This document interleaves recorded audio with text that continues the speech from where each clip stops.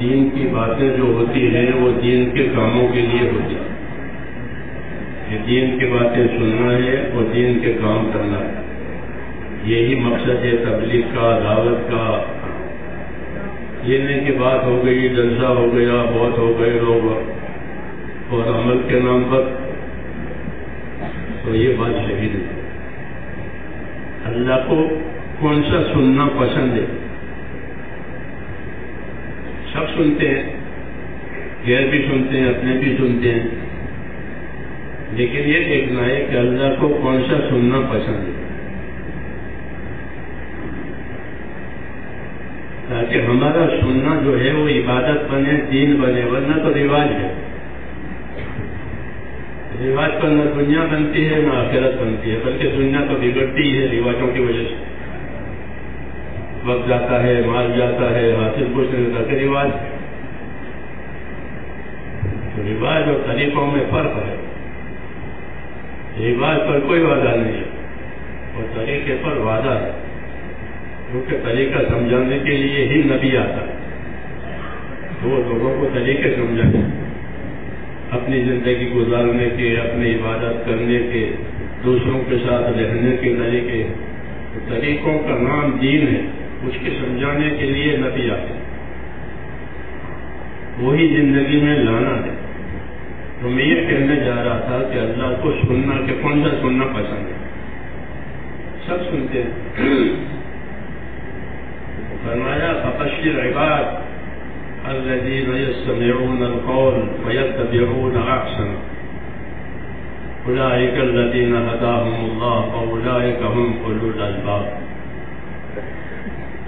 کہ بشارت دو میرے بندوں کو، خوشخبری دو میرے بندوں کو. اللہ اپنے بندوں کو بشارتوں سے چلاتے ہیں، دھمکیوں سے نہیں چلاتے. ورنہ وہ دھمکی بھی دے سکتا ہے کہ کمر توڑ دیں گے، کیا سمجھ لیا ہے. لیکن بشارتیں دیتے ہیں، خوشخبریاں دیتے ہیں، رحمتوں کے وعدے کرتے ہیں. یہ اللہ کا طریقہ ہے کہ بشارتیں سنو، اللہ کے انعامات سنو اور اللہ کا کام کرو. اس نے کہا فبشر عباد، بندوں کو بشارت دو، خوشخبری دو. کون سے بندوں کو؟ الذین یستمعون القول، کہ جو بات وہ ارادے کے ساتھ سنتے. ہاں یہ ضروری ہے کہ بات ارادے کے ساتھ سنیں. یہ نہیں کہ کان پر آواز آ رہی ہے، ادھر دکھ رہے ہیں، ادھر ہے، کون آیا، کون چڑھ رہا ہے، کون اتر رہا ہے، جیسے لوگوں کی عادت ہے. کہ یہ باولا پن ہے، اسے بات بنے گی نہیں. کہ فبشر عباد، میرے بندوں کو بشارت دو کہ جو ارادے کے ساتھ سنتے ہیں. حکیم کی بات، ڈاکٹر کی بات، وکیل کی بات کی ضرورت دیکھ کر کوئی سنتا ہے؟ جب وکیل سے وقت لیا ہو، ڈاکٹر سے وقت لیا ہو، ڈاکٹر بات کر رہا ہو تو ادھر تو دیکھتے ادھر ان پہلے دیے ہیں وہ بغیر پہلے کے بعد میں کرے گا. تو یہ ایک دم اس کی طرف بتاؤ جاتا، ڈاکٹر یہ کہہ رہا ہے، وکیل یہ کہہ رہا ہے. اور اللہ کی بات آئے تو باولا پن رواجی کا. اس نے کہا کہ بشارت ان بندوں کو جو ارادے سے بات سنیں. ارادے سے بات سننا یعنی کہ یہ بات میرے لیے ہو رہی ہے، میری ضرورت کی بات ہے، میرے کام کی بات ہے. یہ نہیں کہ دوسروں کے لیے ہو رہے ہیں، یا یہ بات تو دین کے لیے، تبلیغ جماعت کے لیے. ایسا نہیں ہے، یہ بات میرے لیے ہو رہی ہے. اس نے کہا کہ بشارت دو ان بندوں کو جو ارادے کے ساتھ سنتے ہیں. یستمعون القول، اور صرف سننا ہی نہیں ہے بلکہ سننے کی ذمہ داری پوری کرتے. سننا ایک عمل ہے، اس کی ذمہ داری ہے، اس کی ذمہ داری ہے کہ سننے کی کیا ذمہ داری ہے. فیتبعون احسنہ، کہ سننے کے بعد پھر اتباع احسن کرتے ہیں. اتباع احسن کا کیا مطلب ہے؟ اتباع احسن کا مطلب یہ ہے کہ سننے کے بعد جب عمل کا تقاضا آئے گا اس سننے پر، تو وہ اپنے عمل کو اچھا سے اچھا، اونچا سے اونچا بنا کر اللہ کے سامنے پیش کریں گے.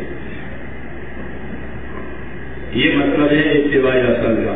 یہ نہیں کہ ٹیپ کر لیا, سن لیا تو بہت اچھا ہوا, بہت اچھا پروگرام ہوا اور پھر آگے کچھ نہیں. یہ رواج پر کچھ نہیں ملے گا. جان لگے گی, مان لگے گا اور اخلاص کے ساتھ کام ہوگا تو پھر انشاءاللہ فائدہ ہی فائدہ. نہ تو رواج تو اس لیے کہا کہ بشارت دو بندوں کو جو ارادے کے ساتھ سنتے ہیں اور سننے کے بعد جب عمل کا نمبر آئے گا, عمل کا تقاضا آئے گا تو اچھی سے اچھی شکل عمل کی پیش کریں گے.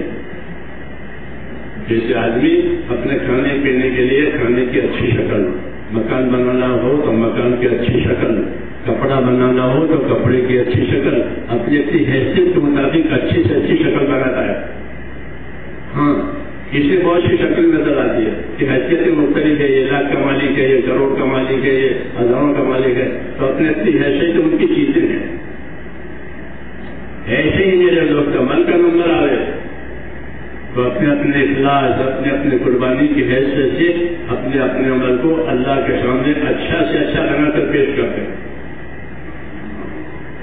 یہ کیا کہنا چاہتے ہیں, آپ کو کیا اس کا ہے؟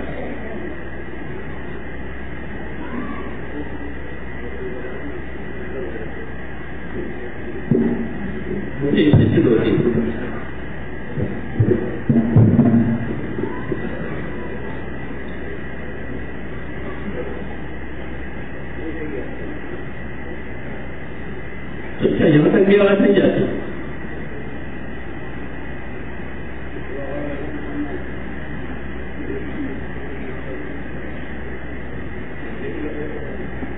مارو جگ مارو کیا تھوڑا.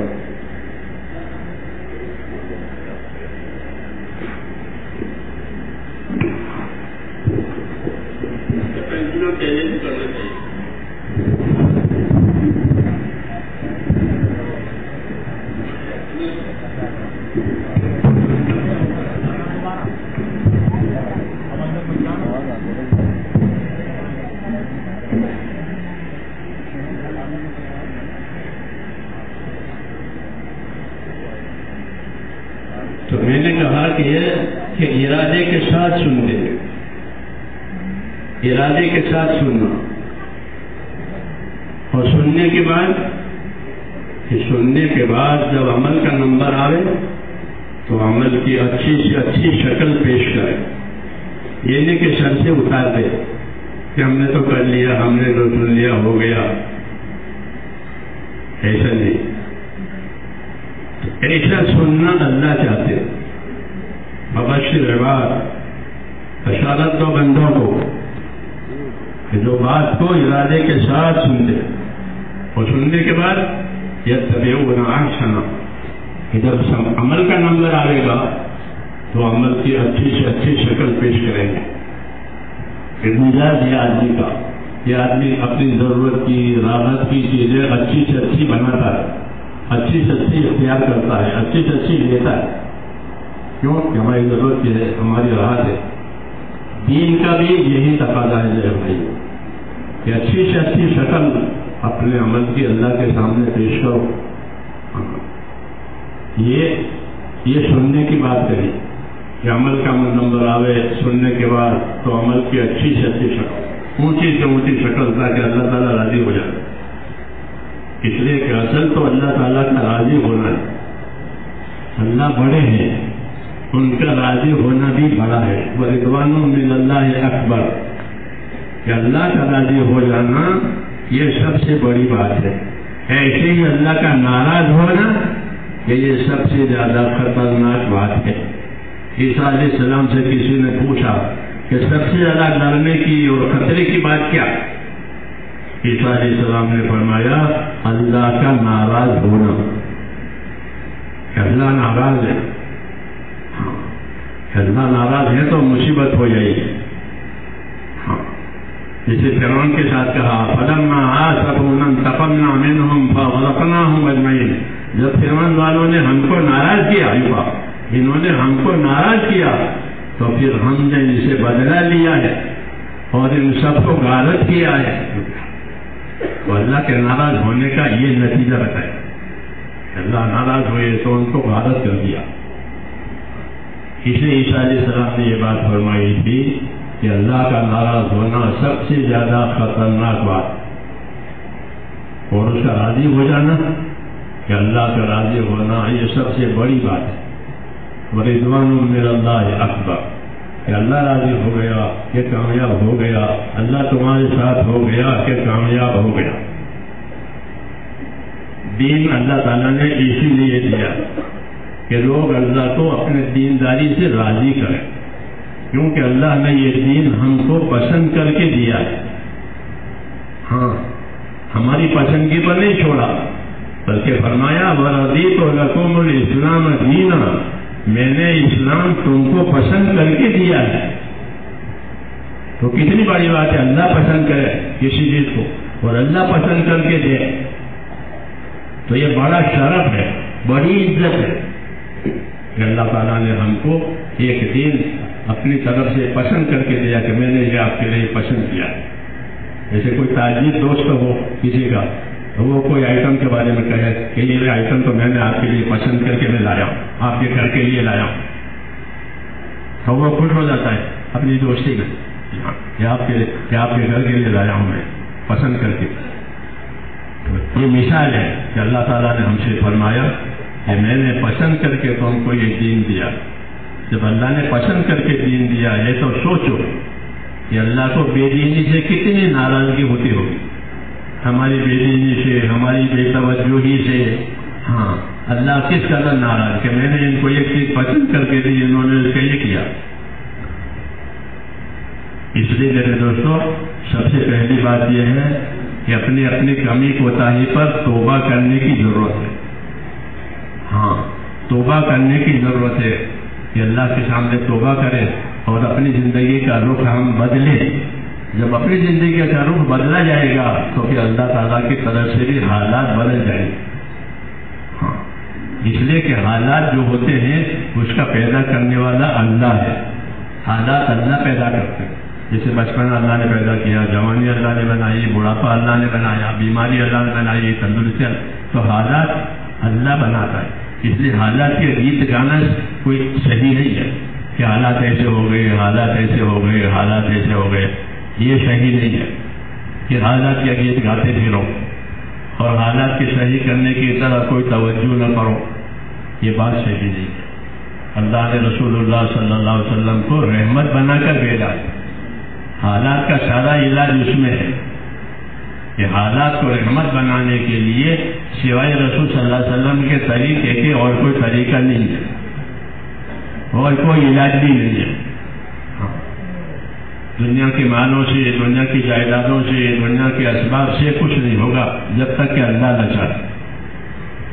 اس لیے رسول صلی اللہ علیہ وسلم نے ہم کو ایک قاعدے کی بات بتائی، وہ ہم روزانہ کہتے ہیں. قاعدے کی بات جس کے خلاف نہیں ہوگا، ضابطے کی بات. وہ ضابطے کی بات یہ ہے کہ من اصلح ما بینہ وبین اللہ اصلح اللہ ما بینہ وبین خلقہ، کہ جو لوگ اپنا اور خدا کا معاملہ ٹھیک کر لیں گے تو اللہ ان کا اور مخلوق والا معاملہ ٹھیک کر لے گا. یہ قاعدے کی بات. ہاں، اللہ ایک ہے، اس کا ایک ہی قانون ہے، ایک ہی دستور ہے، اس کی قدرت میں کوئی شریک نہیں ہے، وہ سب کچھ اکیلا کرتا. اس لیے کہا کہ اللہ اکیلا ہے اپنی قدرت میں، اپنے فیصلے میں، اپنے پیدا کرنے میں. وہ اکیلا ہے، اس کا کوئی شریک دخیل نہیں، اس کے مقابل کا بھی کوئی نہیں.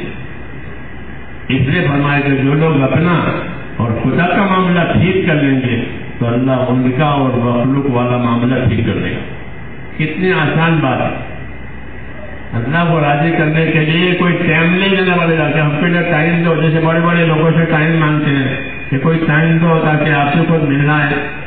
اللہ بہت بڑا ہے، اس کی بڑائی کی کوئی حد نہیں ہے، لیکن اس نے اپنے لیے ایسے دستور نہیں بنائے، بلکہ جب چاہو اللہ سے کہہ سکتے ہو، اللہ سے مل سکتے ہو، مانگ سکتے ہو. ہاں، شکایت بھی کر سکتے ہو، فریاد بھی کر سکتے ہو، سب کو دروازہ کھلا ہوا ہے. بلکہ اس نے تو ہم کو اپنی طرف بلایا ہے کہ میری طرف آؤ، میری طرف بھاگ کے آؤ، فقیرو الی اللہ، میری طرف بھاگ کر کے آؤ. لیکن ہمارا رخ ادھر نہیں ہے. جب ادھر رخ ہمارا نہیں ہے تو اللہ تعالیٰ بھی بے نیاز ہے، اس کو کوئی پرواہ نہیں ہے. اللہ کو کسی کی کوئی پرواہ نہیں. ہاں یہ بات ضرور ہے کہ جب کوئی اللہ کی طرف بڑھتا ہے، اللہ کو راضی کرنے کی طرف چلتا ہے تو اللہ اس کی ضرور قدر کرتا ہے. ایک کے 10 دے، ایک نیکی کرے تو 10 قدر ہے اللہ کا. اور 10 بھی نہیں، 700 بھی نہیں، ہزاروں نے.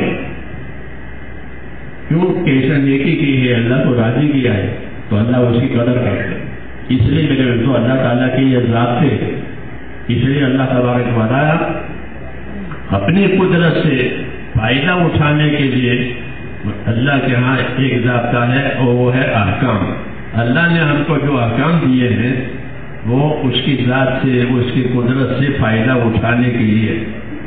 زندگی جتنی احکام پر پڑے گی، جتنی زندگی دین پر پڑے گی، اتنی خدا کی قدرت ساتھ دے گی. اور جتنی اس سے ہٹے گی احکام سے، ذمہ داریوں سے، قدرت مخالف ہوگی. جب قدرت ہی مخالف ہو گئی تو پھر کوئی سبب کام نہیں کرے گا، کیونکہ قدرت ہی مخالف ہے.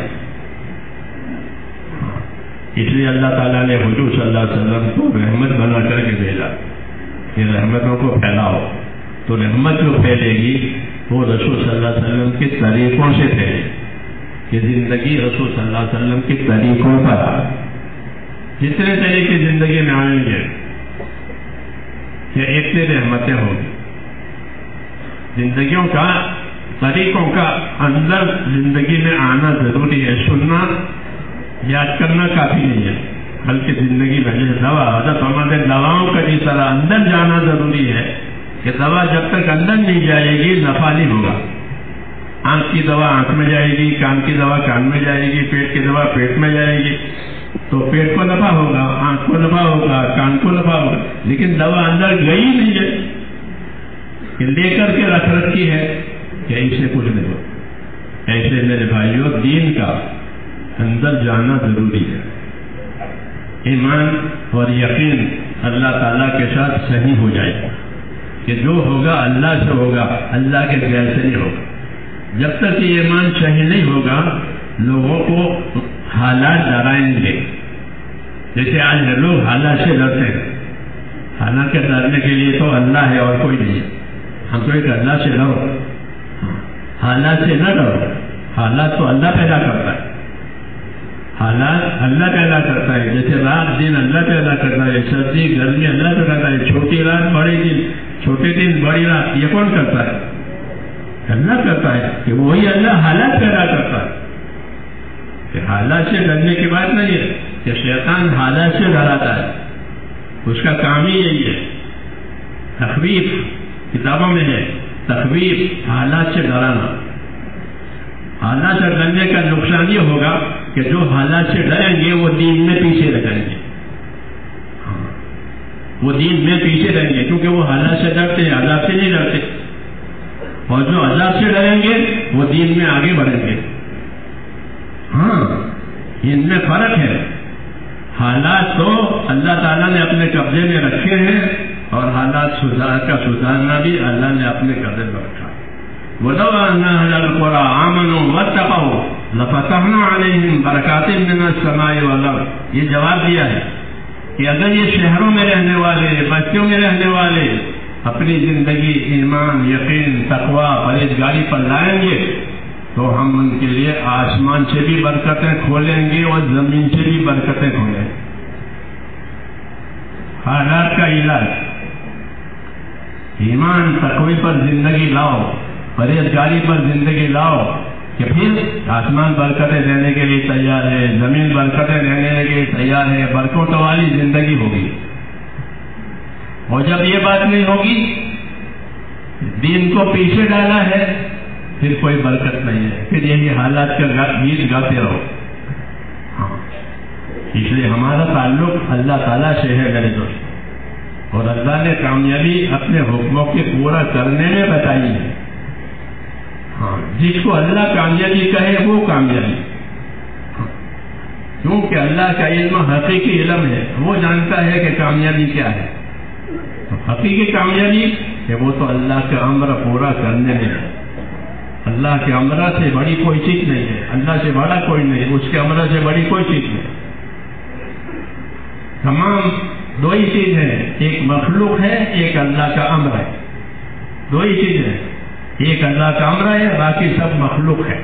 جتنی مخلوق ہے وہ سب اللہ کے امر کے تابع ہے، آسمان ہو، زمین ہو، چاند ہو، سورج ہو، فرشتے ہو، جتنی مخلوق ہے وہ سب اللہ کے امر کے تابع ہے، آزاد نہیں ہے۔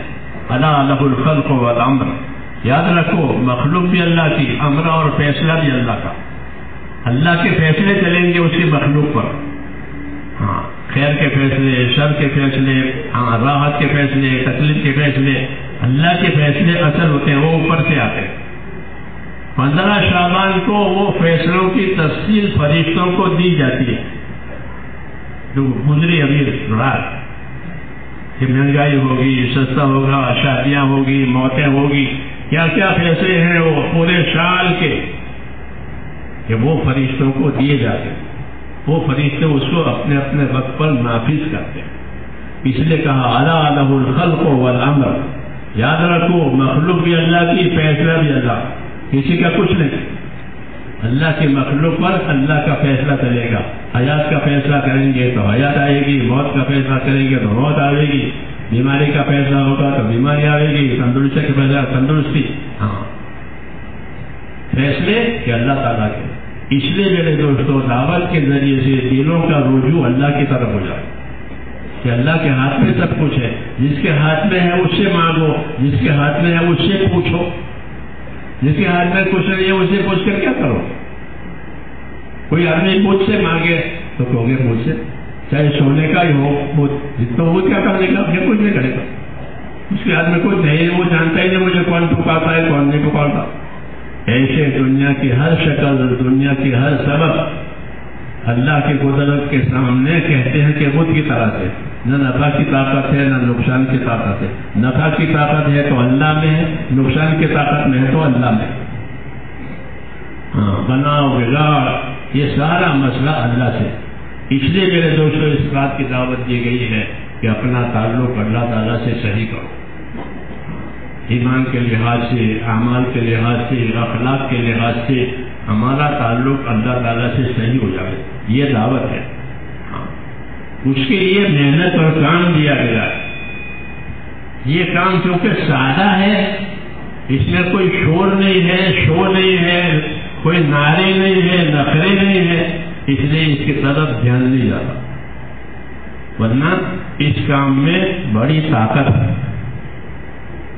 مجھے یاد ہے 1972 میں نظام الدین سے میری جماعت بنائی گئی انڈونیشیا کے لیے۔ نظام الدین سے نہیں بنی بلکہ نظام الدین سے تو ہمارا حضرت جی وغیرہ کا، منشی بسی صاحب کا، سب بڑے بڑے حضرات تھے، ہمارا سفر ہوا 1972 کی بات ہے، میں بھی ساتھ تھا۔ یہ پروگرام سارے ان ملکوں کے پورے ہو گئے، مشرقی ملک سے۔ جب ان کا سفر پورا ہوا تو ایک عرب جماعت وہ کام کر رہی تھی، پہلے سے مولوی مستقیم صاحب کے ساتھ۔ مولوی مستقیم صاحب کو تو واپس کیا، ان کا وقت پورا ہو گیا، جماعت کا وقت بچا، وہ مجھے دی کہ تم ان کو لے کر انڈونیشیا جاؤ اور وہاں کام کرو۔ وہ ملیشیا میں 1972 کی بات ہے، بہت زمانہ ہو گیا۔ اس وقت تو اتنا کام بھی پھیلا ہوا نہیں تھا، اور اتنے کام کی شکلیں بھی نہیں تھی، 2.5 گھنٹے بھی نہیں تھے، اور 5 کام بھی نہیں تھے۔ یہ میں آپ کو بتاؤں، یہ تو سب بعد میں آئے ہیں۔ اتنا تھا کہ ہفتہ وار گشت کرو، روزانہ کی تعلیم کرو، مہینے کے 3 دن کرو، یہ جو ہے یہ چیز ہے۔ وہاں ہم پہنچے تو وہاں تو کوئی کام تھا نہیں، کوئی پہچان نہیں تھی، کوئی ایڈریس نہیں، کچھ نہیں۔ مجھے مولوی عمر صاحب نے کہا کہ تو جا رہا ہے وہاں کچھ ہے نہیں، وہاں تو کھود کے کھانا ہے، کھودو کھاؤ، کچھ ہے نہیں۔ نہ کوئی نصرت ہے نہ کوئی استقبال ہے، آپ زیادہ استقبال کرتے ہیں، کھانا کھلاتے ہیں، میزبانی کرتے ہیں، یہ وقت نہیں. بات ان کی وہی تھی جو پہلی جماعت تھی. 70 دن رہی میری جماعت وہاں، 70 دن کھانا پکایا، صبح دوپہر شام. کیوں؟ کام ہی نہیں ہے، لوگ کام جانتے ہی نہیں. کیونکہ مجھے یہ کہنا ہے کہ کام میں طاقت ہے. جیسے بارش کے پانی میں تاثیر ہے، بارش کا پانی برسا ہے تو بارش کے پانی میں تاثیر ہے، وہ ہر چیز کو اگائے گا. زعفران کو بھی اگائے گا، جو کو بھی اگائے گا. جو ادنا ہے، زعفران اعلیٰ ہے، لیکن دونوں اگیں گے پانی سے. پانی کے بغیر کوئی چیز نہیں اگتی. رسول صلی اللہ علیہ وسلم نے فرمایا کہ یہ جو کام ہے، میری بعثت ہے، میرا دنیا میں آنا ہے، میرا کام ہے، یہ بارش کے پانی کی طرح سے، یعنی اس کا نفع، اس کی برکت، اس کی تاثیر بارش کے پانی کی طرح سے. اگر یہ کام ہوا تو بارش کے پانی سے سب چیزیں اگ جائیں گی، زعفران بھی، جو بھی، ادنا بھی، اعلیٰ بھی. لیکن پانی نہ ہو، کام ہی نہ ہو تو پھر میرے دوستوں دوسرے ہیلے حوالوں سے کچھ نہیں ہوگا. وہ تو پانی ہی چاہیے، پانی ہی چاہیے زمین کو، اور کچھ نہیں چاہیے. اس لیے اللہ تعالیٰ بنجر زمینوں میں پانی بھیج دے. زمین بنجر پڑی ہوئی ہے، سوکھ گئی ہے تو پانی برستا ہے. اولم یروا انا نسوق الماء الى الارض الجرز ونخرج به زرعا تاكل منه انعامهم وانفسهم افلا يبصرون. کیوں کہہ رہا ہے؟ یہ نبوت سمجھائی اللہ نے کہ دیکھتے نہیں ہو، ہم بنجر زمین پر پانی برساتے ہیں تو وہ زمین آباد ہو جاتی ہے، اور آباد ہونے کی وجہ سے ان کے جانوروں کا چارہ اور ان کا گزارا دونوں ہو جاتا ہے. انسانوں کا گزارا اور جانوروں کا چارہ یہ کس سے ہوتا ہے؟ کس سے ہوتا ہے؟ یہ بارش کے پانی سے. جب جانور بھی بھوکے نہیں مریں گے، یہ بھی بھوکے نہیں مریں گے. ایک پانی سے دونوں کا سہارا ہو گیا. وَلَمْ يَرَوْا أَنَّا نَسُوقُ الْمَاءَ إِلَى الْأَرْضِ الْجُرُزِ فَنُخْرِجُ بِهِ زَرْعًا تَأْكُلُ مِنْهُ أَنْعَامُهُمْ وَأَنْفُسُهُمْ أَفَلَا يُبْصِرُونَ. کہ دیکھتے نہیں ہو، ہم بنجر زمین تو پانی برساتے ہیں، وہ زمین آباد ہو جاتی ہے، وہ اپنی خیرات نکالتی ہے. جب وہ خیرات نکالتی ہے تو ان کا گزارا ہو جاتا ہے، انسانوں کا اور ان کے جانوروں کا چارہ بھی ہو جاتا ہے. یہ نبوت کی مثال ہے کہ نبی جو کام لے کر کے آئے گا وہ کام ایسا ہوگا جیسے بارش کا پانی. یہ پانی برس گیا دلوں کے اوپر، ہر دلوں کے اندر وہ خیر ہوگے گی. ہاں، پھر لوگ مائل ہوں گے، دل مائل ہوں گے کام کی طرف، لیکن کام ہونا چاہیے. شور شرابہ ہو اس سے کچھ نہیں ہوتا، کام ہو. تو ہم لوگ وہاں 70 دن رہے، وہ کام ہوا اور لوگوں نے ماشاءاللہ خوب لیا اس کو، کیونکہ پہلی تھی وہ چیز، نئی چیز تھی. ہاں، تو 70 دن میں 200 آدمیوں نے وقت لگایا، کیونکہ ہم ان کی تشکیل کرتے تھے نقد، دوسرے کوئی جماعت تھی نہیں، کوئی لے کر کے جاوے ہم ہی تھے. جو تیار ہو جاتے تھے اپنے ساتھ رکھتے تھے، اپنے ساتھ رکھ کر ان سے کام کراتے تھے، ان کو کام بتاتے تھے. تو آتے تھے 3 دن کے لیے ہمارے ساتھ. 3 دن پورے ہو گئے تو اس کا حساب جو ہم ان سے لیتے تھے پیسے جمع کرتے کہ بھائی یہ تمہارا 3 دن اور یہ تمہارا حساب، کہ پیسے بچ گئے. ہاں، کہ پھر ہم وقت بڑھاتے. کیوں؟ کہ جو کام کرتا ہے اس کو کام سمجھ میں آتا ہے، جو کام نہیں کرتا وہ باتیں کرتے. ہاں، گونگا بھی کام کرے گا نا تو گونگے کو کام سمجھ میں آتا ہے. دیکھتے نا گونگے، کیونکہ وہ کام کرتے ہیں.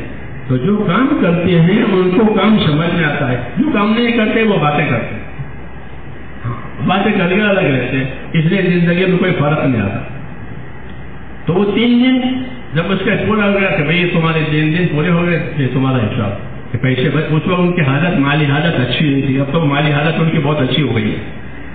تو اس لیے تھوڑے پیسے ہوتے تھے ان کے پاس، تو وہ وقت بڑھا دیتا تھا. 3 دن والا 10 دن کرتا تھا، 10 دن والا مہینہ کر رہا تھا. مہینہ ہے. ہاں، تو یہ 70 دن کے سفر میں 200 آدمیوں نے وقت لگایا. اور جس علاقے میں ہم نے کام کر کے ان کو کام بتایا کہ دیکھو یہ کام کرنے کا یہ طریقہ ہے، وہاں رہ کر کے ان کو بتایا کہ اس طریقے سے کام کرنا ہے، کیونکہ کام کرنے کا ہی طرح کام بھی کرو اور پھر ان پر ڈالو تاکہ وہ کام کرنے والی بنے۔ تو ہم نے ان کو اس علاقے میں رہ کر کام، ان کو کچھ اشکالات تھے، سوالات تھے، وہ بھی حل ہو گئے۔ تو ہم نے وہاں پہلی مجلس میں پہلے علاقے میں 3 دن کام کر کے ان کو کام بتایا، دیکھو یہ اس طرح کام، تو انہوں نے سمجھ اور ہم آگے بڑھ گئے۔ 70 دن تقریباً جب ہمارے پورے ہوئے، واپسی کا وقت آیا تو اسی جگہ سے واپسی تھی کہ پانی کے جہاز سے گئے تھے اور پانی کے جہاز سے واپس میں آنا مدراس۔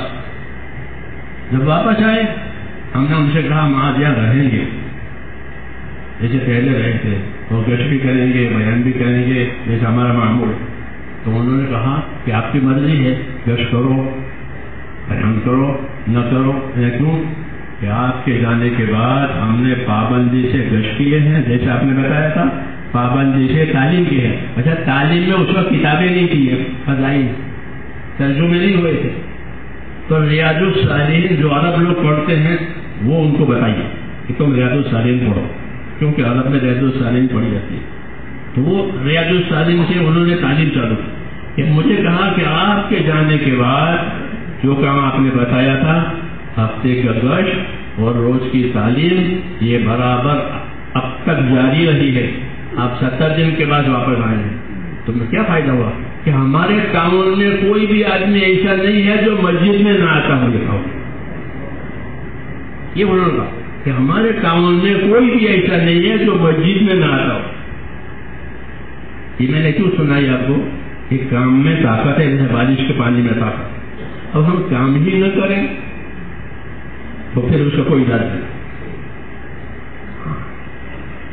ورنہ دور دراز ملک انہوں نے بزرگوں کو نہیں دیکھا، ہمارے بڑوں کو نہیں دیکھا۔ جی ہاں، کیونکہ پہلی جماعت تھی ہماری، پہلی جماعت، انہوں نے کبھی جماعت دیکھی نہیں تھی۔ وہ تو ہنستے تھے ہماری بات پر، جب ہم کہیں کہ بولو 4 مہینے تو پوری مسجد ہنسے۔ ہاں ایک مذاق، لیکن وہ پہلے دن ہنستے تھے، پھر دوسرے دن ہم رہ کر کے پورا کام کرتے، تعلیم میں ان کو شریک کرتے تھے، فضائل کی وہ ملاقاتیں کرتے تھے۔ اب جب بیٹھتے تھے اور بات کر اپنے ہنستے تھے کہ اب کام سمجھ میں آ رہا ہے، تو اس کا لگے وہ کہتا ہے ٹاؤن میں کوئی بھی ایسا نہیں ہے جو ہمارے ہاں مسجد میں نہ آتا ہو۔ یہ کیا بات ہوئی کہ یہ کام کی تاثیر ہے، جیسے بارش کے پانی کی تاثیر۔ رسول صلی اللہ علیہ وسلم نے بھی یہی مثال دی کہ جو اللہ نے مجھے جو کام دے کر بھیجا ہے وہ بارش کے پانی کی طرح سے، مثل ما بعثني الله من العلم والهدى كمثل غيث، کہ جو علم و ہدایت دے کر پروردگار نے مجھے بھیجا ہے وہ بارش کے پانی کی طرح سے ہے کہ بارش کا پانی برس گیا، اب زمین اپنے خیرات ضرور ظاہر کرے گی، برسنا ضروری ہے۔ ایسے ہی میرے دوستو، جو محنت حضور صلی اللہ علیہ وسلم نے دیے ہیں، جو طریقے ہم کو حضور صلی اللہ علیہ وسلم نے دیے ہیں، ان کا ہونا ضروری ہے۔ اچھا سمجھنا الگ بات ہے، اپنی زندگی میں لانا دو الگ باتیں۔ عام طور پر ہوا کیا ہے کہ ایک کام کو اچھا سمجھ لیا ہے، بہت اچھا کام ہے، بہت اچھا کام ہے، ہم بھی کام میں ہیں، ہم بھی ساتھ ہیں، کہ یہ کافی نہیں ہے، یہ کافی نہیں ہے۔ اچھا سمجھنا، کچھ ساتھ دے دینا، کچھ حمایت کرنا، کہ یہ ناقص بات۔ دیکھو ابو طالب نے بھی ساتھ دیا حضور صلی اللہ علیہ وسلم کا، چٹا ہے، اور آپ کی حمایت بھی کی، لیکن اللہ کے یہاں پسند نہیں آیا۔ ہاں کیوں کہ انہوں نے آپ صلی اللہ علیہ وسلم کو اپنے طریقے پر نہیں لایا۔ تو آج بھی یہی بات ہے نا، اچھا سمجھنا، پسند کرنا، یہ کافی نہیں ہے۔ یہ تو ہے، یہ کام اچھا ہے، وہ تو غیر بھی کہتے ہیں، اب تو تعصب ہو گیا ہے، ورنہ غیر بھی کہتے تھے کہ یہ کام سب سے اچھا ہے، جس کو ہونے دو۔ چنانچہ دنیا کے ملکوں نے اس کام کے لیے دروازے کھولے۔ ہاں جیلوں میں جاتے ہیں سمجھانے کے لیے جماعتیں، وہ جیلوں میں جگہ دیتے ہیں کہ ہماری جیل میں آ کر بات سمجھاؤ۔ ہمارے دلی میں بھی جیل میں جماعت جاتی ہے، بنی ہوئی جماعتیں جیل میں جاتے ہیں، وہ کہتے ہیں کہ جیل میں آؤ اور ان کو سمجھاؤ۔ رمضان میں ہوتے میں تراوی بھی ہوتی ہے، یہاں افطاری بھی ہوتی ہے. کل ہی مجھے بتا رہے تھے وہ کہ تہاڑ میں جو تہاڑ جیل ہے نا ہمارے دلی کا، جی ہاں، کہ وہاں کیونکہ کام جاری ہے. ہمارے چودھری صاحب تھے، انہوں نے ماشاءاللہ اس پابندی سے اس کام کو معذور ہو گئے، تو ان کے بیٹے وغیرہ اب بھی جاتے ہیں. کیوں کہ وہ جانتے ہیں کہ اس کا فائدہ ہوتا ہے. یہ بارش کے پانی کی طرح سے ہے، اس میں فائدے کے سوا کوئی دوسری چیز ہے ہی نہیں، لیکن شرط یہ ہے کہ وہ ہماری زندگی میں آئے. ہاں، اس لیے میرے دوستوں اس کو اپنی زندگی میں لانا ہے کہ یہ ذمہ داریاں ہیں. اور ذمہ داری کا اثر یہ ہے کہ جتنی ذمہ داری پوری کی جائے گی اتنی مدد ہے. ذمہ داری کو ذمہ داری سمجھنا کافی نہیں ہے، بلکہ ذمہ داری کو ذمہ داری سمجھ کر اس کو اپنی زندگی میں لانا. اگر اپنی زندگی میں نہیں لائیں گے تو اچھا سمجھ کر بیٹھے رہیں گے کہ بہت اچھا کام ہے، بہت ضروری کام ہے، پھر کچھ نہیں. ایسا نہیں ہے، بلکہ جان اور مال اللہ تعالیٰ نے مسلمان کو جان اور مال جو دیا ہے وہ کس کام کے لیے دیا ہے؟ کس حقوق کے ادا کرنے کے لیے دیا. تو ہمارے ہاں یہ بات ہے کہ مسلمان کا مال اور اس کی جان، اس کا سب سے پہلا حق وہ دین کا حق ہے. پہلا حق کہ مسلمان کی جان مال اس کے دین کے لیے ہے. جی ہاں، ان اللہ اشتری من المؤمنین انفسهم واموالهم بان لهم الجنہ. اللہ تعالیٰ نے جنت کے بدلے میں مسلمانوں کے جان مال کو خریدا ہے کہ وہ جنت والے اعمال کریں گے، جنت والے کام کریں گے جان مال سے، اور اللہ ان کو جنت دے گا. یہ معاملہ ہے کہ ہماری جان مال میں سب سے پہلا حق وہ اللہ تعالیٰ کے دین کا ہے. ہم نے دین کو پیچھے کیا ہے. ہاں، اپنی خواہش، اپنی راحت، اپنی ضرورت ان کو آگے کیا ہے اور دین پیچھے ہو گیا. تو اللہ تعالیٰ کو اس سے شکایت ہے، اللہ راضی نہیں ہے.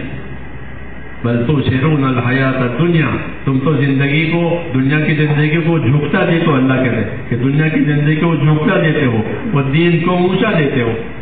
یہ انصاف نہیں ہے، یہ انصاف نہیں ہے کہ دنیا کو تو جھکتا دو، کہ دنیا کے کام کو آگے کرو. علماء نے لکھا ہے کہ جب تک لوگ دین کے کام کو آگے نہیں کریں گے وہ خیر نہیں پائیں گے، اور جب لوگ دنیا کو آگے کریں گے، دین کو پیچھے کریں گے، تو پھر ان کے لیے کوئی خیر نہیں. یہی تقابل ہوتا ہے اور کچھ نہیں. ایک تقابل ہے کہ ایک طرف دنیا کام آتا ہے، ایک طرف دین کا کام آتا ہے. جب تقابل ہوتا ہے تو ایسے وقت میں دین کو آگے کرنا ضروری ہے. جب دین کو آگے کرو گے تو دین دنیا کے کاموں کی بھی رہبری کرے گا، کیونکہ دین رہبر ہے، دین راستہ دکھانے والا ہے.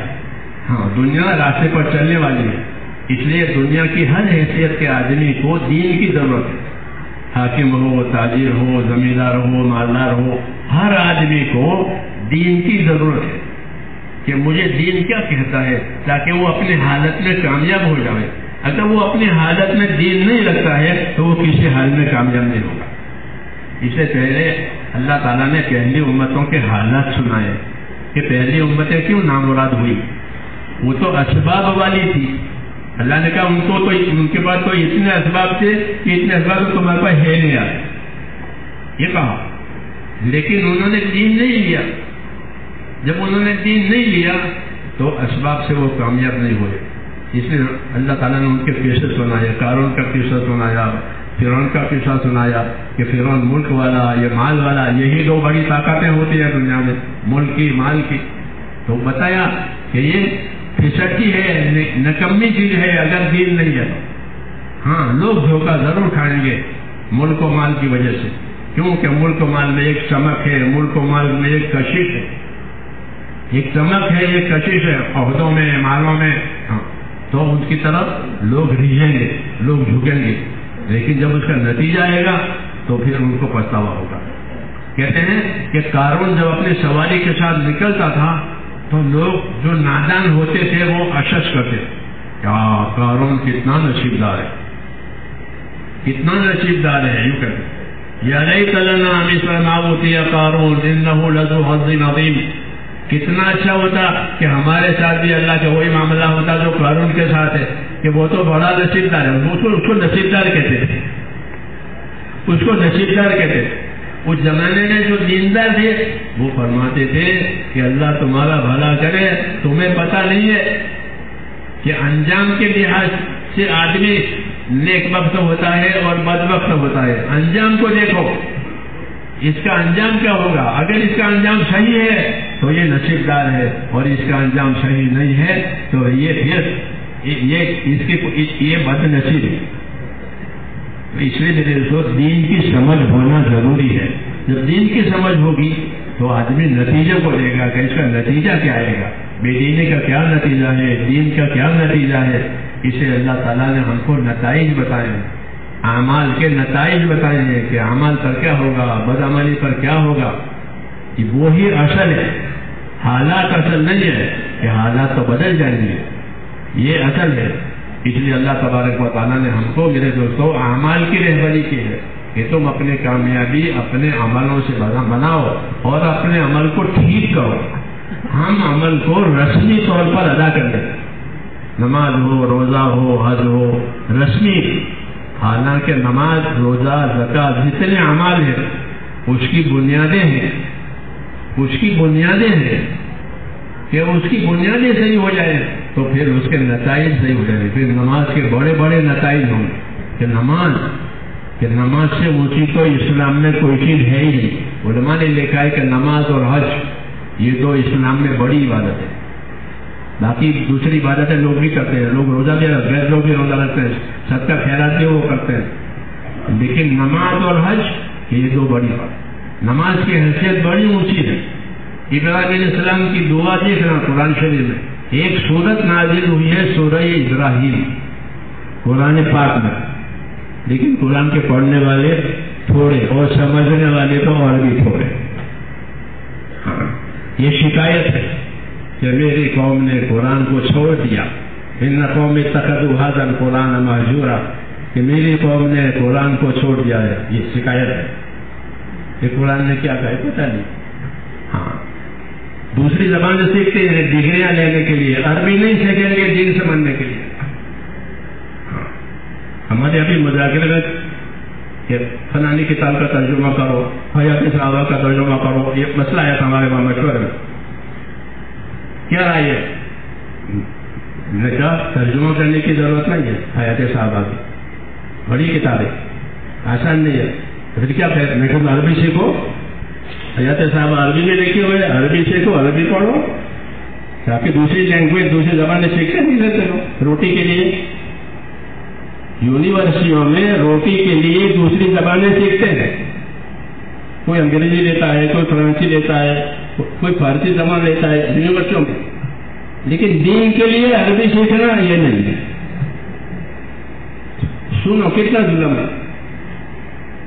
کتنا ظلم ہے کہ جس دن پر اللہ نے ہماری کامیابی رکھی ہے اس کا سیکھنا ہی نہیں. تو اسے اللہ کی ناراضگی کا اندازہ لگاؤ، اللہ کو یہ بات کتنے ناراض.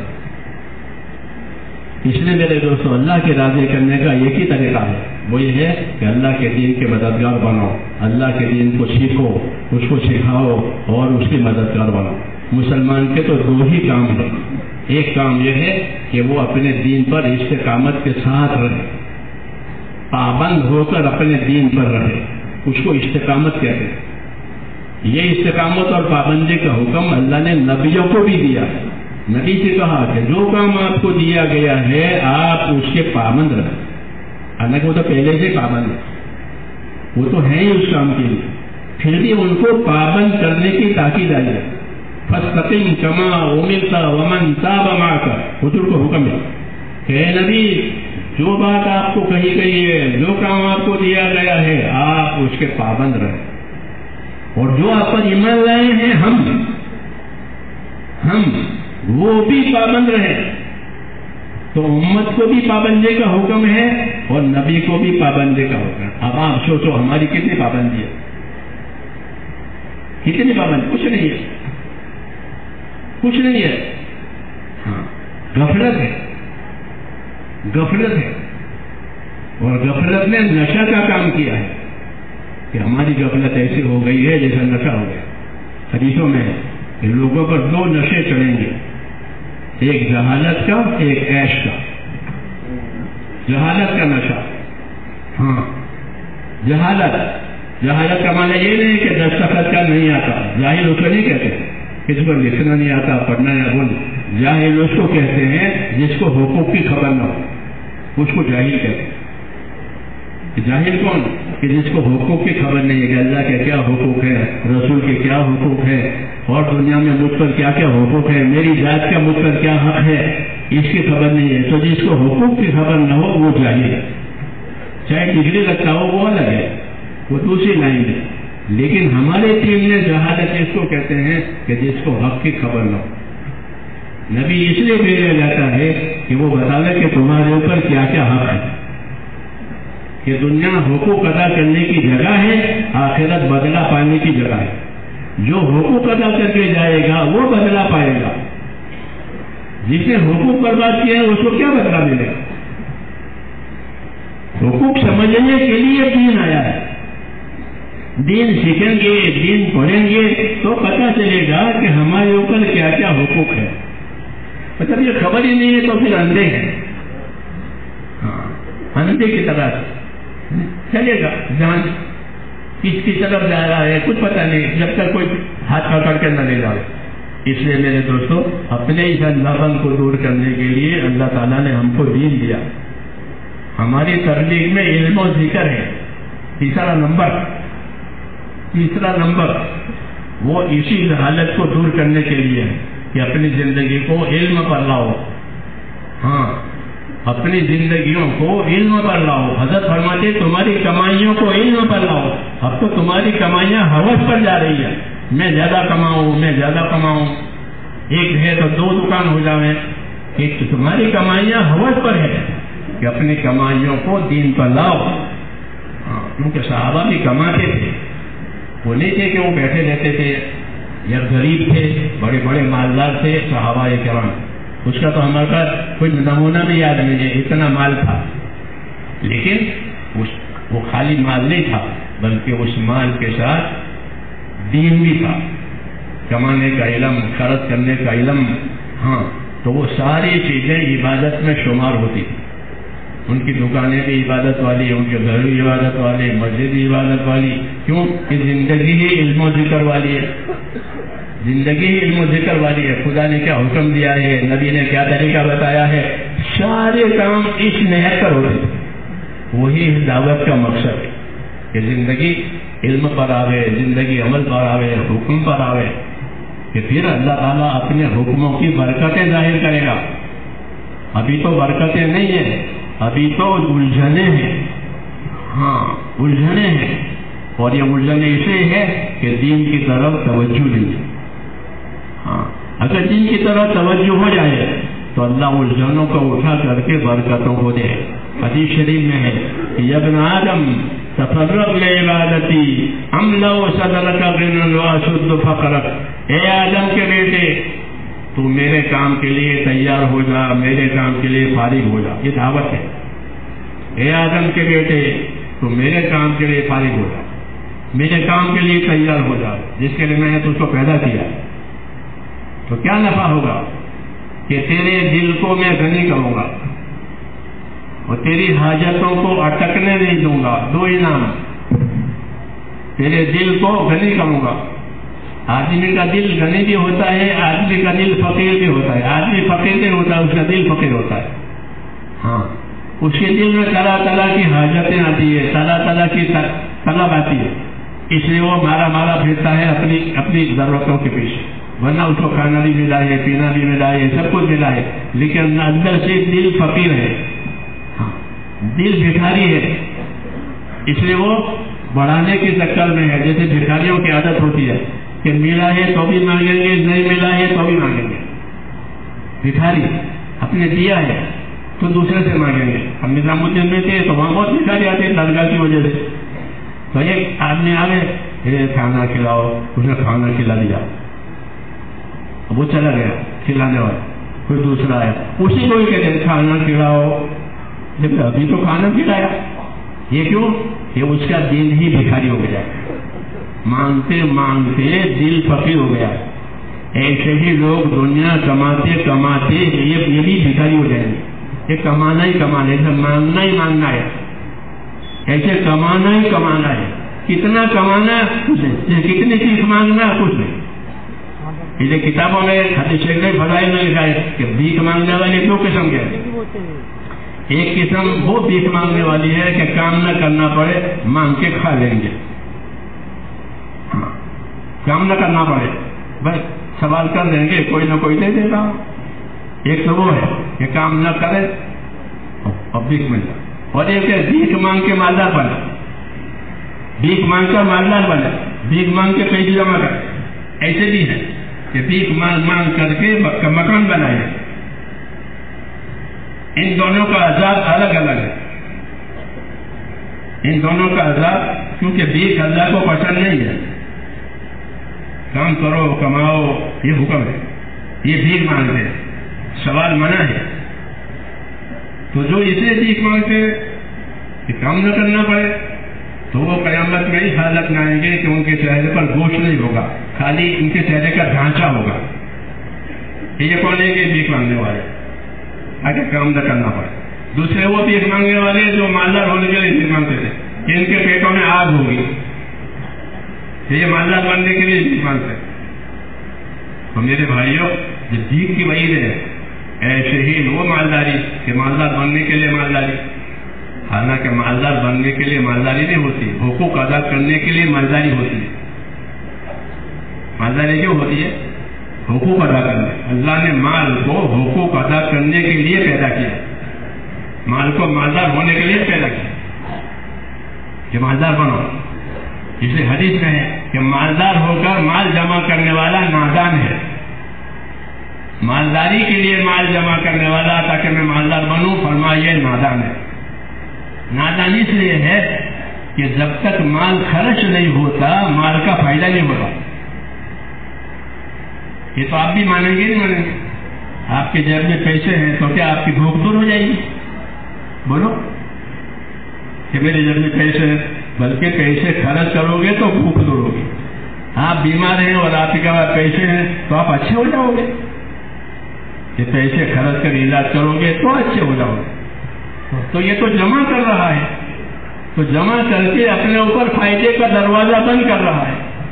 یہ نبی کہہ رہے ہیں کہ جو جمع کرتے ہیں وہ اپنے اوپر مال کے نفع کو بند کر رہے ہیں کہ جمع کر کے رکھو. تو جمع کرنے سے تو کوئی فائدہ نہیں ہوتا، خرچ کرنے سے فائدہ ہوتا. چاہے اپنی ضرورت کے لیے خرچ کرو، کسی کی ضرورت سے خرچ کرو، جب تک یہ خرچ نہیں ہوتا فائدہ نہیں ہوتا. تو اللہ اور رسول خرچ کرنے کی دعوت دیتے ہیں، جمع کرنے کی دعوت نہیں دیتے. کیوں کہ خرچ کرنے سے ان کا فائدہ ہے. دنیا کے لیے خرچ کریں گے تو دنیا کا نفع ہوگا، اپنے مکان پر مال خرچ کر مکان بن جائے گا، دوا کے لیے خرچ علاج ہو جائے گا. اور دین کے لیے خرچ کیا تو دین کا تقاضا پورا ہو جائے گا. کہ مال کو خرچ کرنے سے ہی نفع دیتا ہے. اب جو جمع کر کے بیٹھے ہیں تو وہ تو مال کا نفع نہیں اٹھاتے بلکہ مال کی حفاظت کرتے ہیں. مال کو سنبھال کے بیٹھے ہیں، ان کو تو سنبھالنے کا بوجھ ہے کہ کسی کو پتہ نہ چلے، چوروں کو پتہ نہ چلے، حکومت کو پتہ نہ چلے، دوستوں کو پتہ نہ چلے. بس دوست قرض مانگے کہ حکومت ٹیکس مانگے گی، چوری کریں گے. ہاں حضرت شیخ فضائل میں لکھا یہ سب فضائل میں لکھا ہے کہ جمع کرنے والوں کے ساتھ یہ آفتیں ہیں. مال کے ساتھ یہ چوری کرنے کا تو پھر حکومت دیکھے گی تو وہ بھی ہاتھ بڑھائے گی. جی ہاں، پھر دوست دیکھیں گے تو وہ قرض مانگیں گے، اور نہیں دیکھیں گے تو ناراض ہو جائیں گے کہ دیکھو ہماری ضرورت پر بھی قرضہ نہیں اور دوستی ہے. ایک جھگڑے جمع کرنے کی باتیں، حضرت شیخ کی باتیں پڑھنے کی باتیں. اسلام کہتے ہیں فضائل پڑھو، اللہ کے راستے میں نکلو، فضائل پڑھو. ساتھ ساتھ بات کر رہا ہوں، دیکھو کتنی رہبری ملتی ہے. نہ اللہ کے راستے میں نکلنا ہوگا، نہ فضائل سمجھنا ہوگا، تو دنیا میں دین کا کیا نفع ہے، دین کا کیا نقصان ہے، کچھ پتہ نہیں چلے گا. اور یوں ہی زندگی گزر جائے گی اور جو کمایا ہے وہ پڑا رہے گا. ہاں حضور نے فرمایا اس طریقے کہ آدمی چھوڑ کے جائے گا، ساتھ تو نہیں لے جائے گا، ساتھ تو وہ لے جائے گا جو اس نے اللہ کے نام پر اللہ کے کام پر لگایا. اس لیے میرے دوستوں یہ دعوت ہے کہ اللہ تعالیٰ نے جان کو، مال کو، عقل کو، سمجھ کو ہم کو بطور امانت کی دی. کہ یہ چیزیں اللہ کی نعمتیں بھی ہیں اور یہ چیزیں اللہ کی امانتیں بھی ہیں. اس کو کہاں لگانا ہے؟ تو ایک تو ہے ہماری ضرورت، ہماری راحت کہ اس پر ضرور لگاؤ، راحت پر لگاؤ، ضرورت پر لگاؤ. اور ایک ہے زندگی کا مقصد. دو چیزیں ہوتی ہیں، ایک زندگی کی ضرورت، ایک زندگی کا مقصد. تو سب سے زیادہ توجہ کہ وہ زندگی کے مقصد ہے کہ زندگی کا کیا مقصد ہے. تو اللہ نے فرمایا کہ میں نے بندوں کو عبادت کے لیے پیدا کیا ہے، عبادت ان کی زندگی کا مقصد ہے، باقی ان کی زندگی کی ضرورت ہے، راحت ہے، وہ تھوڑی ہوتی ہے، تھوڑے وقت کے لیے ہوتی ہے. ضرورت تھوڑی ہوتی ہے، تھوڑے وقت کے لیے ہوتی ہے، لیکن جو مقصد ہے وہ تو اصل ہے. تو میرے بھائیوں، دین اور اللہ کی عبادت اور اللہ کی اطاعت یہ تو زندگی کا اصلی مقصد ہے. زندگی اسی کے لیے دی گئی ہے کہ یہاں اللہ کی اطاعت کی جائے اور اطاعت پوری کی جائے، اطاعت پوری کی جائے، کیونکہ اطاعت کے بغیر رحمتیں نہیں ہوگی.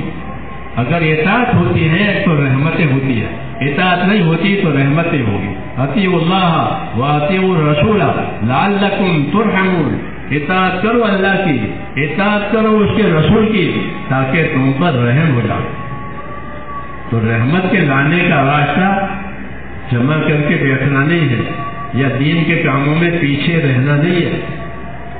یہ تو میرے دوستوں محرومی کا راستہ بتایا گیا ہے کہ جب دین کا کام آوے، دین کا تقاضا آوے، عبادت کا تقاضا آوے، آدمی پیچھے رہے کہ یہ نبیوں کا طریقہ نہیں ہے. نبیوں کا طریقہ کیا ہے؟ انہم کانوا یسارعون فی الخیرات ویدعوننا رغبا ورہبا، کہ انبیاء کرام نیکی کے کاموں میں اپنے آپ کو تیز کرتے تھے، نیکی کاموں میں جلدی کرتے تھے. رسول صلی اللہ علیہ وسلم کے بارے میں کتابوں میں آتا ہے کیا اپنے گھر میں ہوتے تھے، بال بچوں میں باتیں کرتے تھے جیسے آدمی کرتا ہے، لیکن اذان کیا آواز ہے؟ تو عائشہ صدیقہ فرماتی تھی کہ ہمارے ساتھ باتیں کرتے تھے، لیکن اذان کی آواز آئی کہ ایسے اٹھ جاتے تھے جیسے ہم کو جانتے ہی نہیں ہیں، ایسے جلدی اٹھ جاتے. کیوں؟ کہ یہی طریقہ ہے کہ جب اللہ کا نام آوے، اللہ کا کام آئے تو آدمی جلدی کرے، ورنہ شیطان اس کو پیچھے ڈالے گا. شیطان کے پیچھے ڈالنے کا یہ طریقہ ہے کہ جب اللہ کا کام آوے تو وہ حالات سے ڈراوے، یوں ہو جائے گا، یوں ہو جائے گا، یوں ہو جائے گا. یہ اس کا کام ہے کہ حالات سے ڈراوے. حالانکہ حالات ڈرنے کی چیزیں نہیں ہے، عذاب ڈرنے کی چیز ہے. ان عذاب ربک کان محذورا، کہ اللہ کا عذاب وہ چیز ہے کہ اس سے ہر آدمی ڈرا ہوا رہے، چوکنا رہے. تو اصل ڈرنے کی چیز ہے وہ اللہ کا عذاب ہے. جب بے دینی ہوگی میرے دوستوں تو اللہ کے عذاب کے بعد دوسرے کیا چیز ہوگی؟ تو ڈرنے کی چیز حالات نہیں ہے، بلکہ اللہ حالات کو حالات سے بدلتے ہیں. جس رات کو دن سے بدلتے ہیں، دن کو رات سے بدلتے ہیں، ایسے ہی حالات یہ بدل جاتے ہیں.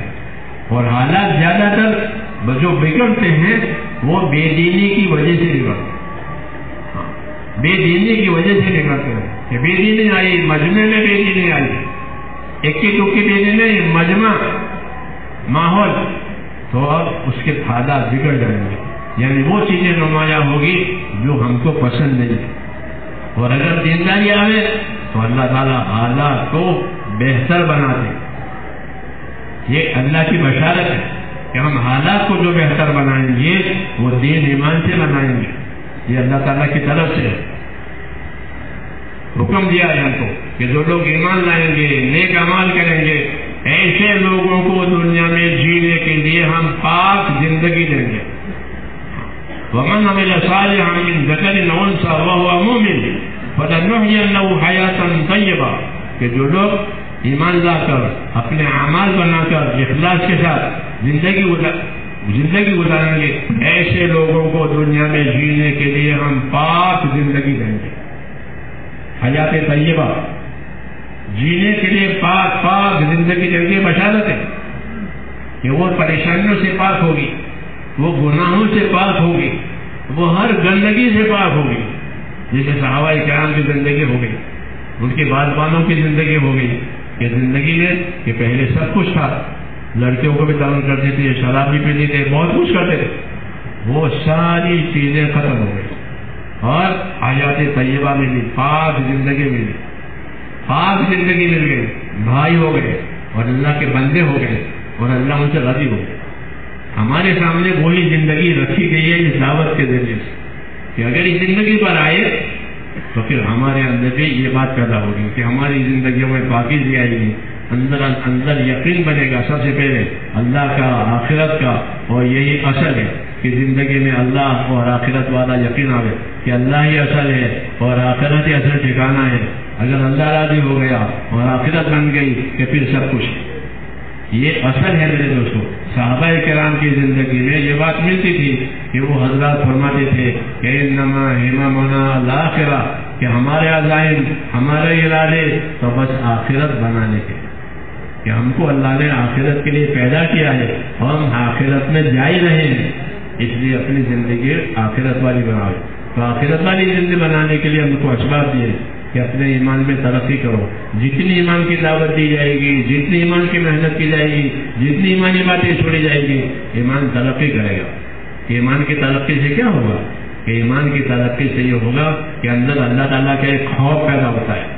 ہاں, خصوصاً اللہ کے راستے میں اس محنت کے ساتھ پھرنے سے, اس محنت کے ساتھ پھریں گے اندر اللہ تعالیٰ ایک خاص قسم کا اپنا خوف پیدا کرتے. صحابہ کرام کو وہ خوف ملا تھا, اس خوف کی وجہ سے زندگی صاف ہو گئی, پاک ہو گئی, حقوق کے وہ حقوق ادا ہو گئے, اور جو اللہ کی طرف سے ذمہ داریاں آتی تھی اس کو بڑھ چڑھ کر کے وہ ادا کرتے کہ میں اللہ کے ساتھ, اللہ کے اس کام کو میں سب سے پہلے کروں, بڑھ چڑھ کر کرتے تھے. انہم کانوا یسارعون فی الخیرات, اللہ کے نیک بندوں کی صفت ہے کہ وہ نیک کاموں میں ایک دوسرے سے آگے بڑھتے تھے. تو صحابہ کرام نے میرے دوستوں اس کام کو لیے اپنا کو آگے بڑھایا اور اپنے دین پر اپنے آپ کو قائم رکھ کر کے بھی بتایا اور دین کی مدد کر کے بھی بنایا. دونوں کام کیے, اپنے دین پر استقامت اور پابندی بنائی. ہاں, کہ جتنے بھی تقاضے آئے صحابہ کرام پر مدینہ منورہ کی زندگی میں سارے تقاضے انہوں نے پورے کیے. فقر و فاقہ میں, تنگی میں, وہ سارے تقاضے پورے. نکلنے کا وقت آیا تو نکلے, اور خدمت اور مال لگانے کا ان کی ذمہ داری آئی تو خدمت بھی کی, مال بھی لگایا اندر رہ کر کے, اور باہر جانے کا تقاضا ہوا تو باہر بھی گئے. تو کیا اس کی وجہ سے وہ مر گئے؟ نہیں, بلکہ وہ ایک دور تھا قربانیوں کا. جب قربانیوں کا دور پورا ہو جاتا ہے تو برکتوں کا دور آتا ہے کہ انہوں نے قربانیاں دی, اور جتنی قربانیاں اللہ تعالیٰ کو منظور تھی وہ پوری ہو گئی. جب پوری ہو گئی تو اب قربانیوں کے بعد برکتوں کا دور آتا ہے کہ اللہ اس قربانیوں کی برکتیں دے گا. چنانچہ انہوں نے قربانیاں بھی دی, نصرت بھی کی. انصار مدینہ نے نصرت کی, نصرت کی وجہ سے پھر اللہ تعالیٰ نے ان کو برکتیں دی.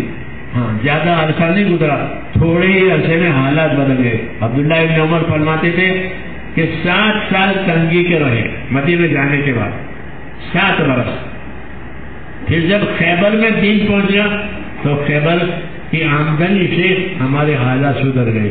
تو 6-7 سال تنگی کے رہے, تو 6 سال تنگی کے رہے. ہم دیکھو ہمارے کتنے سال گزر گئے پریشانیوں میں, کہ 6-7 سال بس. اس کے بعد تنگی دور ہو گئی, اور ایسی تنگی دور ہو گئی کہ خوشحالی آئی. مال کے اعتبار سے, صرف مال کے اعتبار سے خوشحالی نہیں ہے, بلکہ اللہ نے یہ بھی خوشحالی دی کہ لوگوں کے دل اللہ کے دین کی طرف آئے. لوگوں نے دشمنیاں چھوڑ دی. 5 ہجری تک تکلیف رہی, لوگ مخالفت کرتے رہے اور حضرات صبر کر کے اپنا کام کرتے رہے. 5 ہجری کے بعد حالات بدل گئے. قریش کا جو زور تھا آپ کی مخالفت کا, وہ زور ان کا ٹوٹ گیا, بلکہ وہ ایمان میں داخل ہو گئے, ایمان میں آنے لگے. پھر 6 سال میں, 6 سال میں ان کے ساتھ چھولے ہو گئی. جی ہاں, ایک خیبر تھا یہودیوں کا, وہ وہاں سے شرارت کرتے تھے. 7ویں سال میں اللہ نے ان کی طاقت بھی توڑ دی اور ان کا جو نفع تھا وہ آنا شروع ہو گیا. تو جتنی تکلیفیں تھی, دشواریاں, وہ ایک ایک کر کے ختم ہو گئی, اور سارا ماحول ایمان اور دین کا بن گیا میرے دوستوں. یہاں تک کہ 8 ہجری میں حضور صلی اللہ علیہ وسلم کے ہاتھ میں کعبے کی چابی آ گئی, دین پہنچ گیا.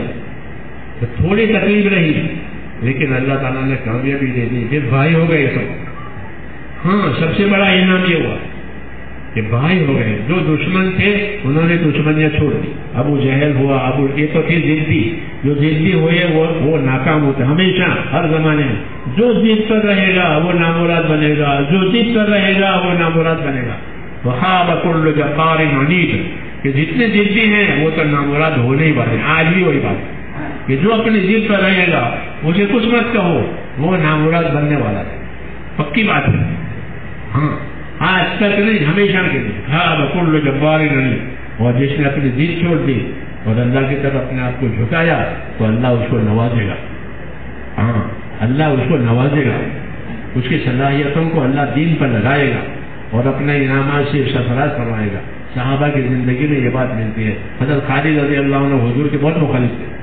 ہاں خالد کا خاندان ابو جہل کا ایک ہی خاندان ہے، ایک ہی خاندان ہے، بنی مخزوم. یہ بہت شدید تھے، لیکن ابو جہل تو ضدی ہوا، اس کو تو راستہ نہیں ملا، وہ تو نامراد ہوا. خالد سمجھدار تھے، ضدی نہیں تھے.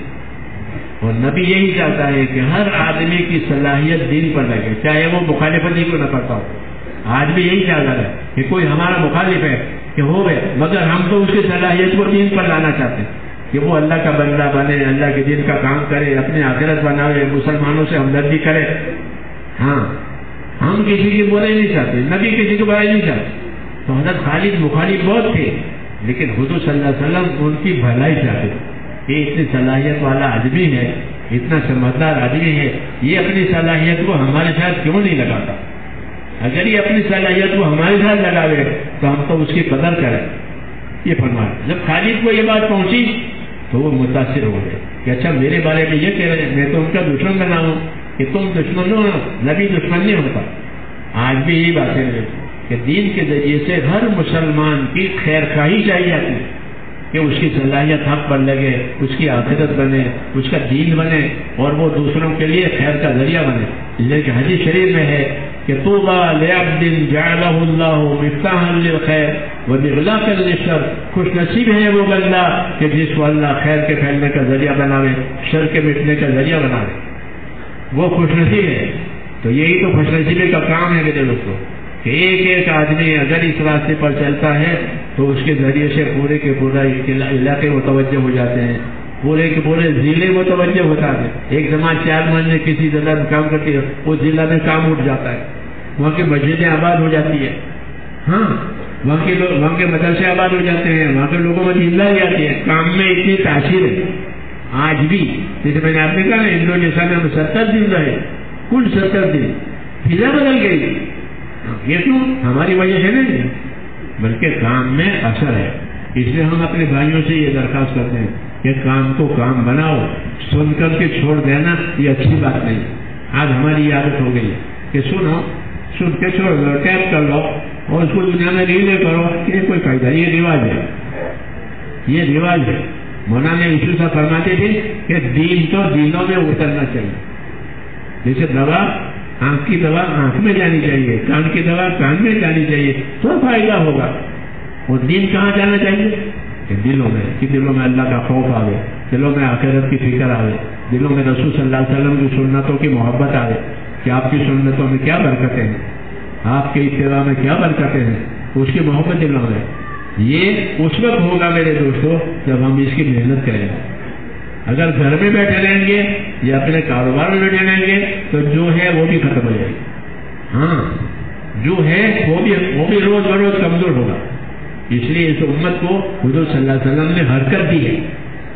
امت کو بیٹھنے کے لیے نہیں کہا بلکہ امت کو حرکت دی ہے. اور امت کی زندگی ایسی بنائی ہے جیسے چکی ہوتی ہے کہ چکی جب تک حرکت نہ کرے فائدہ نہیں ہوگا.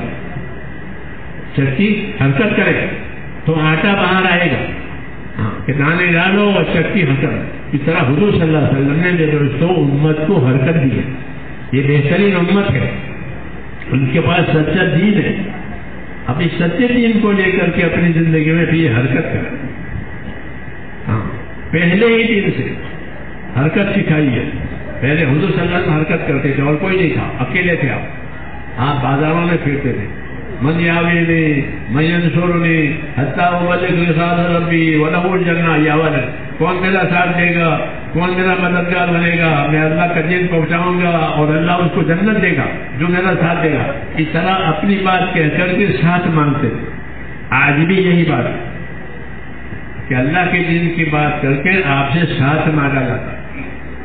اس امت کے ذمے ہے کہ اپنے دین کی مددگار بنے. جیسے میں نے شروع میں کہا تھا کہ امت کے ذمے ہے کہ اپنے دین پر قائم رہے، جو اللہ کے فرائض ہیں اس کو ادا کرے، جو اللہ نے حرام کیا ہے اپنے آپ کو حرام سے بچا لے. حرام سے بچنا، فرائض پر قائم ہونا، یہ تو اصل دین ہے. لیکن اس کے لیے یقین اور یقین چاہیے. جتنی ایمان کی طاقت ہوگی اتنے فرائض اچھے ادا ہوں گے، حرام سے بچنے کی طاقت پیدا ہوگی. ایمان کمزور ہے تو حرام سے بچنا مشکل ہے، اس لیے کہ حرام میٹھا ہے اور حرام بہت ہے. حرام بہت، حلال تھوڑا اور حلال کڑوا. حلال کڑوا ہوتا ہے، حلال کمانا مشکل ہوتا ہے. اس لیے طبیعتیں حرام کی طرف چلے گی اور جب زندگی میں حرام داخل ہو جائے گا پھر اللہ کی مدد رک جائے گی. پکی بات ہے کہ زندگی میں حرام داخل ہوگا، کھانے میں، کمانے میں، دوسرے کاموں میں، کیا مدد نہیں آئے گی حرام کے ساتھ. اس لیے حرام سے بچنے کے لیے تقویٰ چاہیے. حرام سے بچنے کے لیے تقویٰ چاہیے. اس کام سے تقویٰ پیدا ہوتا ہے. 4 مہینے صحیح لگا لے پھر دیکھ لے. ہاں، یہ کوئی چیلنج کی گارنٹی کی بات نہیں ہے بلکہ وعدے کی بات ہے. 4 مہینے صحیح لگا لے پھر دیکھو زندگی کی حالت کیسی ہوتی ہے. اللہ سے کیسا تعلق، رسول سے کیسا تعلق، عبادت سے کیسا تعلق، کاروبار سے کیسا تعلق، زندگی صاف ستھری ہو جائے گی. ہاں، کیوں کہ اندر ایمان یقین صاف ہوا ہے، آخرت کی فکر آئی ہے، سنتوں کی محبت آئی ہے. اللہ کے راستے میں لے کر تو سنتوں پر عمل کیا جاتا ہے، سنتوں پر عمل کرنے کی دعوت دی جاتی ہے، سنتیں سکھائی جاتی ہے. تو یہ ساری خیر پیدا ہوتی ہے. اس لیے راستے کھلتے ہیں عملوں کے. والذین جاہدوا فینا لنہدینہم سبلنا. جو ہمارے راستے کی محنتیں کریں گے ہم ان کو رہبری کریں گے. کس کی؟ کہ ہمارے راستوں کی رہبری کر لگے. تو اللہ کے راستوں سے کیا مراد ہے؟ کہ اللہ تعالیٰ جنت والے اعمال کی طرف رہبری کرے گا. محنت کرنے کی وجہ سے زندگی میں وہ اعمال قائم ہوں گے جو اعمال ان کو جنت میں لے جائیں. ہاں، اتنی طاقت پیدا ہوگی، اتنی طاقت پیدا ہوگی. بلکہ جو اعمال چھوٹ گئے ہیں پہلے وہ عملوں کو بھی لوگ پورا کرتے ہیں. ہم نے ایسے لوگوں کو دیکھا ہے کہ اللہ کے راستے میں نکلنے کے بعد اپنی چھوٹی ہوئی نمازیں پڑھی. کہ کتنی نمازیں کہ 20 سال کی نماز چھوٹی ہوئی ہے بہت سے. کیونکہ ایسے بہت لوگ ہیں، ایسے بہت کم لوگ ہیں کہ جن کی بالغ ہونے کے بعد ایک نماز بھی چھوٹی نہ ہو. صاحب ترتیب حضور ہے. ایسے لوگ بہت کم ہیں کہ بھائی بالغ ہونے کے بعد ہماری کوئی نماز فوت نہیں ہوئی، اس کو صاحب ترتیب کہتے ہیں. ایسے بہت کم ہیں، نہ ہونے کے برابر ہے. ہاں، یہاں بھی جماعتوں میں جو لوگ ہیں ان کی بھی بہت نمازیں باقی ہیں، بہتوں کے روزے باقی ہیں، بہتوں کی زکاتیں باقی ہیں، ان کے فرائض باقی ہیں. لیکن اتنا خوف نہیں پیدا ہوا کہ وہ اس کو ادا کرے. ہاں، اس لیے وہ حق ان پر اللہ کا باقی ہے. لیکن جب صحیح وقت لگتا ہے تو وہ اندر خوف پیدا ہوتا ہے کہ میری نمازیں باقی ہیں. ہماری پڑوس میں ایک آدمی رہتا تھا، اس نے 20 برس کی نمازیں قضا پڑھی اور کسی کو پتہ نہیں چلا.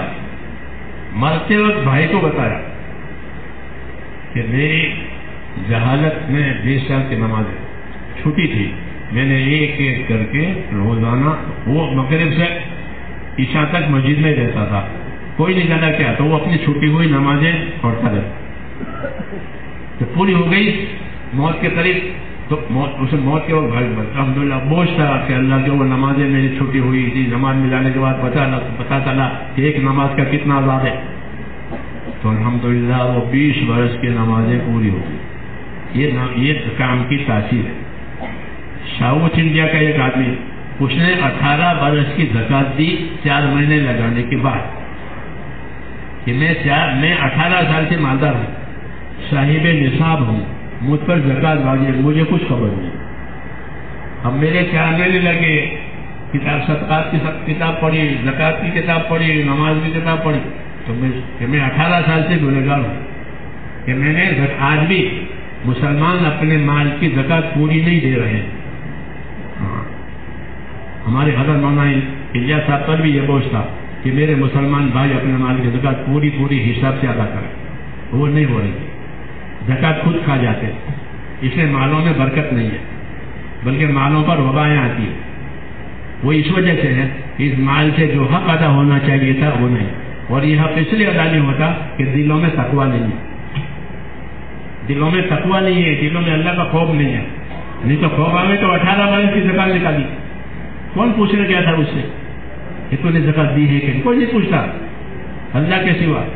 تو اس کو تقویٰ آیا، اندر خوف آیا کہ میں 18 سال سے مالدار ہوں، 18 سال سے میں آزاد میں ہوں، کیوں کہ زکات روکنے کا عذاب ہے۔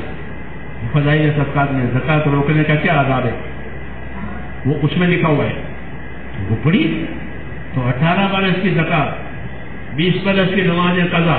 اور جب میں امریکہ میں ہماری جماعت کام کر رہی تھی تو یونیورسٹیوں میں عرب طلبا پڑھتے تھے، عرب، ہم نے ان میں کام کیا تو وہ کام میں لگے، کیونکہ سال کی جماعت تھی ہماری، تو ان کے ساتھ زیادہ تعلق رہا۔ پھر وہ یہاں ہندوستان آئے وقت لگانے کے لیے، جب واپس ہوئے ہم اس کو رو گیا، انہوں نے یہاں وقت لگایا۔ وقت لگانے کے بعد مجھے کہنے لگے کہ ہم تو یونیورسٹی میں پڑھتے تھے، روزے نہیں رکھتے تھے، روزے ہمارے بہت ہوئے تھے۔ اب ہوش آیا کہ روزہ چھوڑنے کا کیا عذاب ہے، تو مجھے کہیں کہ ہم جماعتوں میں پھرتے ہیں تو ہم روزے رکھیں قضا۔ تو وہ زمانہ مئی جون کا تھا، تو مئی جون میں ہماری ہندوستان میں بہت گرمی ہوتی ہے اور دن بھی بہت لمبے ہوتے ہیں۔ میں نے کہا تو یہ تو مئی جون کا مہینہ ہے اور ہمارا ملک تو گرم ہے، تم جماعت میں بھی پھرو گے، قضا روزے بھی رکھو گے تو تمہارے لیے آسان نہیں ہے، تو تم نیت تو رکھو کہ روزوں کی قضا کرنی ہے۔ ابھی تم برداشت نہیں کر سکو گے جماعت کا سفر اور روزے کی قضا، آسان نہیں ہے، لیکن تم بعد میں جا کر کے اپنے روزوں کی قضا کر لینا، ابھی تو جماعت میں وقت لگاؤ، ہمارا ملک گرم ہے۔ تو ان کو روزوں کی قضا کی فکر ہو گئی، جو یونیورسٹی میں پڑھتے ہوئے روزے برباد ہوئے۔ یہ کیوں کہ اس کام سے اندر تقویٰ پیدا ہوتا ہے، اندر خدا کا خوف پیدا ہوتا ہے۔ وہ